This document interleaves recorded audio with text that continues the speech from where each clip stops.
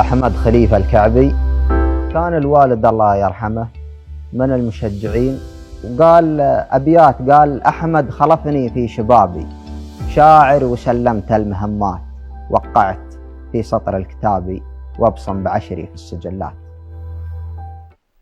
سرى ليل اليروح وغنت الذكرى على لوزان، سرى ليل اليروح وغنت الذكرى على لوزان، ولاح الشوق في عين السهير وهلت مزونه، قبل تبدأ مطاليع النهار وتلفت العيان، وسط صدري بدا صوت الحنين يوقظ الحونه، على ذكر الفراق في ليلة السبت في شهر نيسان، ودرب مظلم ضعاف المشاعر ما يمرونه، تشبثت بحبال الكبرياء في ساعة الخذلان، وعديت المكان وقلبي يتثبت على ركونه، قبل تتبعث أحلام السنين وتبهت الألوان، خطفت بعين ذاكرتي بقايا شكله ولونه، على طول المسافة بيننا ما طالني النسيان، أنا كل ليلة أوقد شمعتي في حفلة طعونه.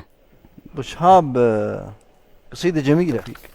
أنا أجيز أحمد الغفقة. الله يجزيك بالخير. أنا أجيز بتميز، قصيدة رائعة أنا في نظري، ونفس طويل ولكنه متقن. الأرض هي بيتنا الكبير. أحمد خليفة الكعبي من دولة الإمارات. تفضل أحمد.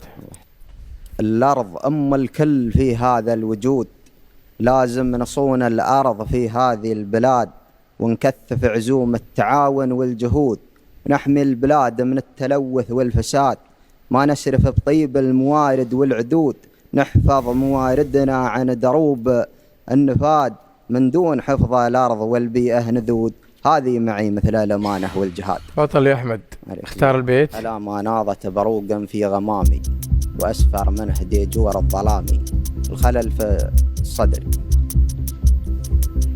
ألا ما ناضت بروقا غمامي، وأسفر منه ديجور الظلامي. جميل. تفاعل مع معنى البيت التالي على نفس الوزن والقافية. يا بدر شوف الحظ تدبير، عني وخر النجم من فوق. أنا في نعمة ودوم في خير واقف وأشوف الناس، أنا في نعمة ودوم في خير ربحان وشري دوم في السوق. بطل أحمد، قواك الله. الله يقويك. مبدع الأبيات، أحد عنده ملاحظة شيء عليها؟ أبد. حياك. مبدع يا أحمد. أحمد خليفة محمد الكعبي.